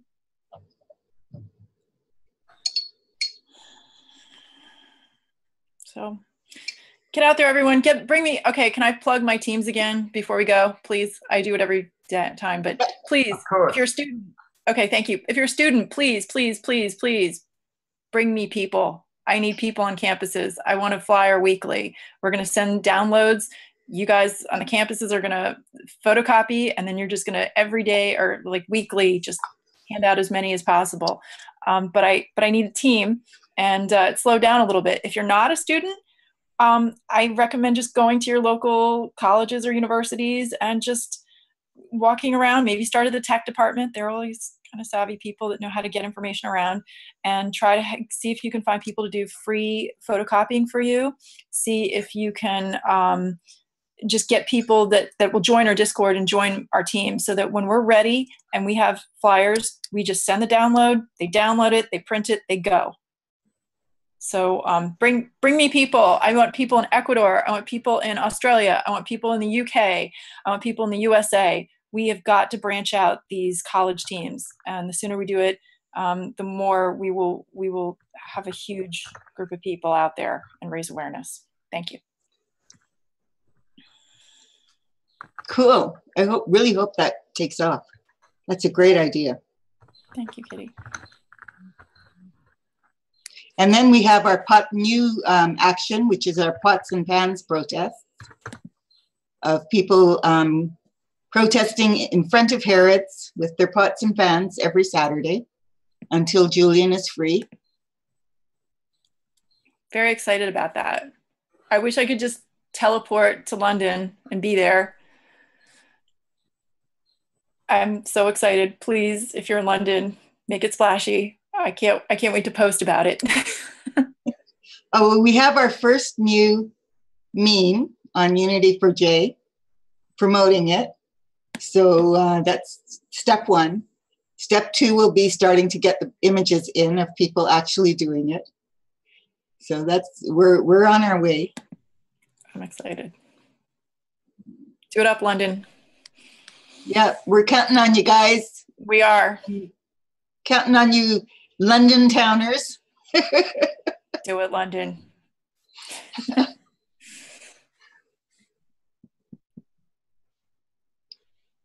Uh-oh, my computer just did something strange. I have to go, you guys. That's Joe sharing the screen. Okay. I'm going to say goodnight to you guys really quickly because someone's here and I have to go. But love you all. Thanks for everything that everyone contributed tonight, and all the listeners and audience and everyone. You're all contributing. Thank you so much. Oh, it's great having you. Thank you for being here. Okay, great having you. Thank you. Good night, everyone. Good night. Good night. So this is the image of our latest action.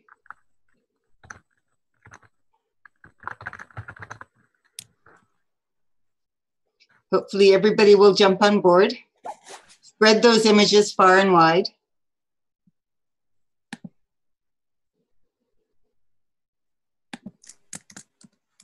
Yeah, looks great.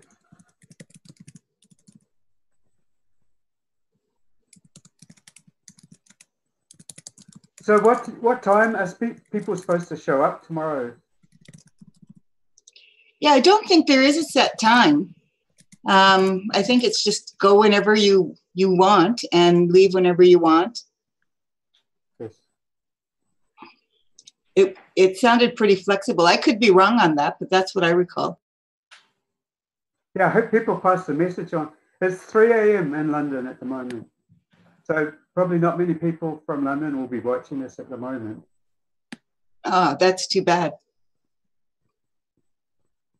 Yeah, I'm not a very well-traveled person, so I'm time zone illiterate. Yeah, it's sort of a shame.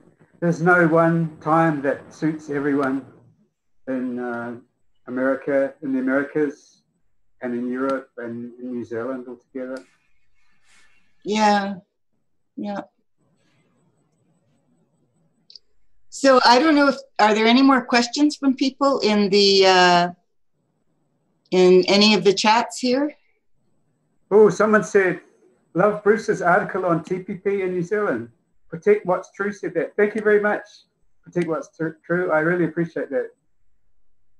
If you go to my website, to my Twitter account, which is Crowds v Bank on Twitter, then it's the pinned tweet on that. Cool. Thanks very much for the plug. I appreciate it. Some very nice comments. A lot of hearts for people. A lot of hearts for Kat Mima, especially. She's a lovely person. Yes. And very, very knowledgeable on stuff. For sure. Yeah. Speaking of TPP, she was massive in the TPP movement. Yes. Yes. Yeah, and she was very, very actively involved in fighting that. I read your article. It was good. Oh, thanks very much. Yeah, it was very interesting.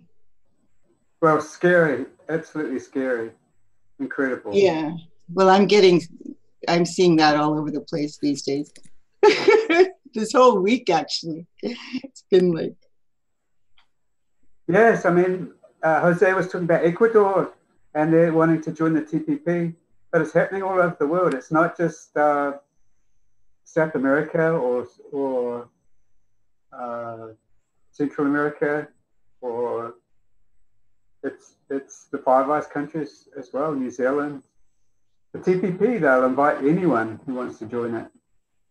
Yeah, I think Canada. I don't know what Canada. I think Canada joined the New Zealand thing, didn't they? Yeah, that's what it is, the TPP. Canada is in. Yeah. Everything in the article applies to Canada. Yeah. There's a TPP government that sits above Canadian national government. Yeah, that was the shocking thing about it, was that there's this body, that governing body that controls everything that goes on in terms of business in our country. Yes, that article doesn't cover the content of the treaty itself. The article just says there's 6,000 pages of treaty code that becomes binding law on all of the 6 countries, including Canada, including New Zealand. And there are horrible things in those 6,000 pages, probably worthy of another article. But it's a bit like NAFTA, that foreign investors can sue the governments. Yeah, yeah. Well, that was the scandalous thing about this legislation, even before it got passed, was that this ability that they had to file these massive lawsuits. And in fact, that's been Trudeau's excuse for continuing to sell arms to Saudi Arabia, despite all the current controversies happening regarding it. He's claiming that, well, we have a contract with them and we'll have to pay out all kinds of money if we don't go through with it. Well, they don't care about breaking the law when it comes to Julian Assange or their own citizens, but when it comes to the Saudis, hey, they can't, all of a sudden, they can't break the law, Yeah. Joe Booth just wrote a comment, had contact from Chile, just going through Parliament there, the TPP. That's what Jose Rivera mentioned, that the TPP is going through. And I held my head, and Elizabeth look shocked. And yeah, it's going on all around the world. Yeah, this is insane. This is the real tragedy. And this is why we have to sort of, in my opinion anyway, incorporate all of these things. You know, people need to really get their act together and because they're not isolated. They're all part of the same fight. Yes. Yes, yes, and also personified in Julian Assange, though. We have to save Julian. Yeah, I mean, he's the symbol for all of this. And, you know, he's the one that exposed a lot of it. Even the TPP, I think one of the reasons that it failed originally was because it got exposed through WikiLeaks, or at least portions of it did. Yes. And they just sort of snuck it in behind our backs after the fact. Yes. So Joe is showing the questions. Are there any more questions? Kathy, what do you think? I'm not seeing, maybe, I hope I didn't miss something. Question, do you guys know how awesome you are? Thank you, Christian. Well, come on, come and join our team, eh? Come and join the Discord if you're not already in the Discord.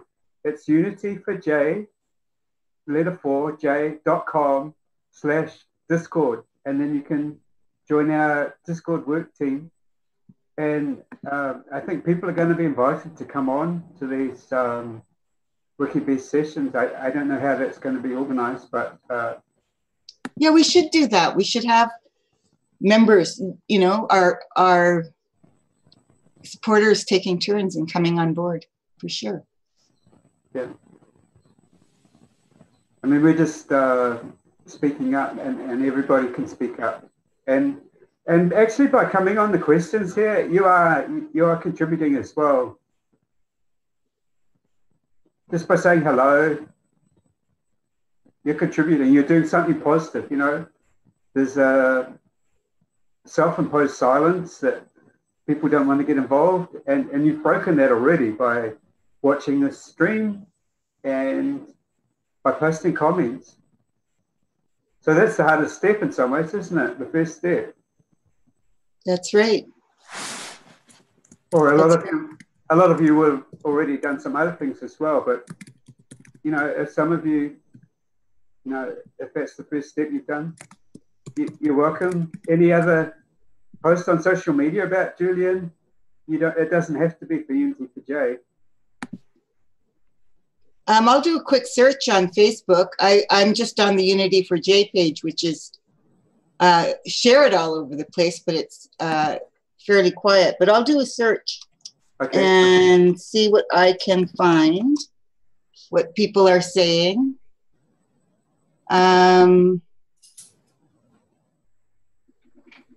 Let's see. It's mostly me, Elizabeth, WikiLeaks. There isn't a lot of public commentary. Let's see. Yeah, I'm not seeing a lot of public commentary. I'm listening to the WikiBees. I don't know if you want to hear it. In the background. There are comments to some of the, okay, there were some comments to the WikiLeaks.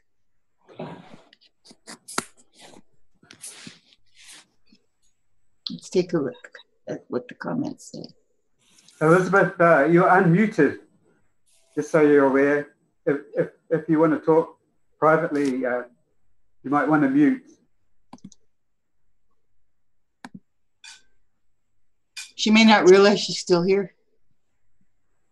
Yes, she's listening to us. Sorry. Oh, I just realized. I'm eating with someone. Didn't mean to interrupt. I'm really going. Welcome. I just I'll be wanna, listening in the background. I just can't get to my computer, but I'm going to mute. Good night, you guys. Good night. Thanks for all your really nice comments. Yeah, good night. You're the best. You've got a lot of fans on here in the comments. I love you guys. Thank you. Good night from Fly. Oh, Fly says good night too. We're eating. Good night, Fly. See you guys later. See ya. So do you think we should close down? I'm not seeing too much. Yes, yes. I think, so the Economist article that Kitty posted, Froth asked the question. Oh yeah, they have been doing that in other cases as well. They claim that he is trying to get people to do things, but that's not the way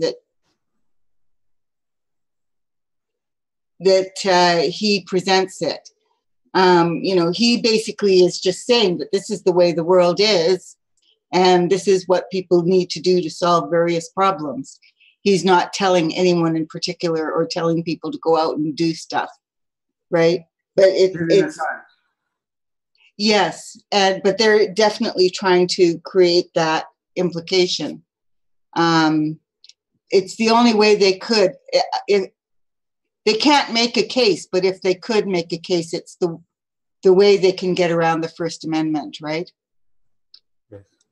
Because the limitations on the First Amendment is that you can't incite a riot, for example, right? But they know, I think that they haven't pushed it very hard because they know that they really don't have a case. Yes. Yes, they're also trying to say that he facilitated some of the leaks. That's what they have to get at, I think. Yeah, they accused him of doing that, I believe, with Chelsea Manning. And Chelsea has denied it completely. So they got nowhere with that. I'm not aware of them doing it with more recent ones, but I guess it's possible. I don't know everything, so this is where Bella or somebody like that would be excellent. Yes, I hope she comes on sometime. I don't know. Well, she wasn't able to. It's the time thing. Oh, makes yes. I believe she's in the UK, so she it's too rough. It's too hard for her to do it. Yes. I mean, I was on the Pirate Party thing. They're in Germany, and I was up at like 3 a.m. just to participate in that. I thought I was going to croak. So the times can be pretty. Time zone stuff can be pretty harsh. Yes, yeah. I mean, maybe we can consider doing different times. Susie was talking about that possibility. Yeah, that might be something, especially if we're going to do these open mic things again, but by bringing people into Zoom. If we're going to be doing that, then we should for sure do the different time zones, because otherwise we're only going to get people from certain countries, right? Yes. And that's not really giving us a global perspective. That's right, yeah. But I like the idea of this open mic thing. If we even just did it once a week and, you know, on that day, we rotated the times. That would be actually very cool. Oh, yes. And people know which day it's going to be. Yes, exactly. Now have their questions ready. Yeah. And those who want to come into Zoom, you know, they can come in and we can talk. Yes. And yes. All right. Are you there, Joe?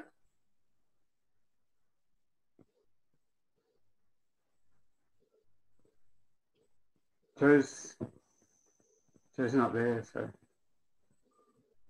There is one question about the scaffolding. As far as I know, Frostbeard, it is still there. I haven't heard that it was removed. It's not for cleaning windows. Scaffolding, as far as I know, isn't used for cleaning windows. It's used for painting and for cleaning bricks or replacing bricks. But they haven't done anything like that yet, and it's been there for weeks. So the only thing they've done is wash windows. So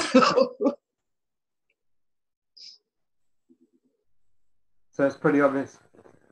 All right. I mean, it's been great. Are there any more questions, do you think, Kitty, or shall we wrap it up? Frostbeard has another one. Also wondering if there's any info on the jammers and devices aimed at JA.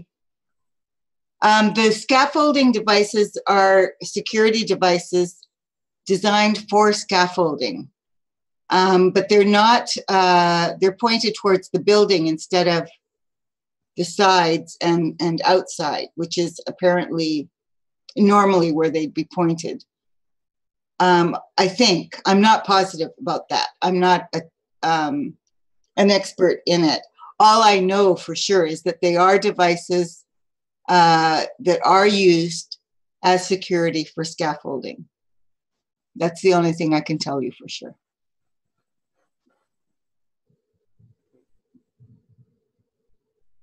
Okay, well, it's probably time to say goodnight. Yes. Oh, there's Joe with the little one. Hi, Joe. Yeah, that'll be great. It's been a really good session. Yeah, Meg was wonderful, and Jose. I mean, he's welcome on here anytime. He brings the situation of what's going on in Ecuador, which is the one country that stood up for Julian, and they're no longer standing up for Julian. So he's got no country standing up for him at the moment. So we're just watching how it falls apart. We're documenting how it falls apart and getting our voices out there and publicizing the Julian situation and making people conscious of Julian and how important he is and how important WikiLeaks is. And if Julian goes and WikiLeaks goes, as you say, Kitty, everybody else is going to follow. The other journalists are going to follow. And then even people on social media are going to follow, aren't they? Oh, yeah, they're already starting on social media. Yeah. I mean, the censorship on Facebook is outrageous. And Yes. Twitter is starting to follow suit as well now. Yes. George Galloway just posted a tweet today, I think. Did you see that tweet? That he's lost, I think it was 1,500 followers. And wow. From who were, they stopped the followers following him. And then they were all complaining to him, hey, we've been removed from your followers for no reason. Yeah. It's these kinds of things. They're just chipping away, and they're banning, suspending very legitimate people. Yes. With massive accounts and massive followings and influence. Yes. Yeah, so thanks very much for everyone who's watched and everyone who's helped out. Joe's always wonderful. Our stream team, either Joe or Yvonne, and Fly sometimes. And Joe's starting to show some pictures. We've got probably a very nice ending segment. So thanks very much, everyone, and enjoyed the session again today. Good night. Good night.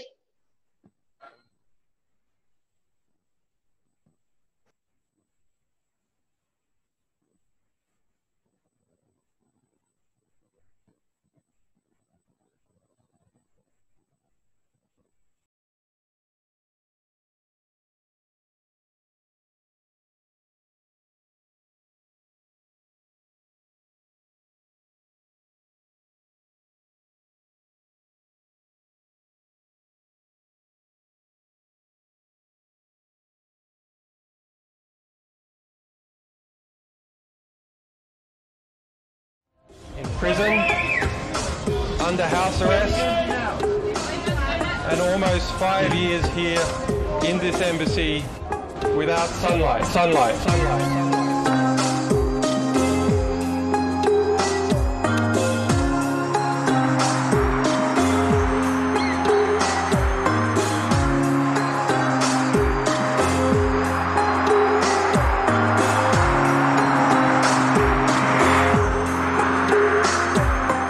My children grew up without them. That is not something that I can forgive. It is not something that I can forget. It's something that I hope will be more than just about me. Because the reality is, detention and extradition without charge has become a feature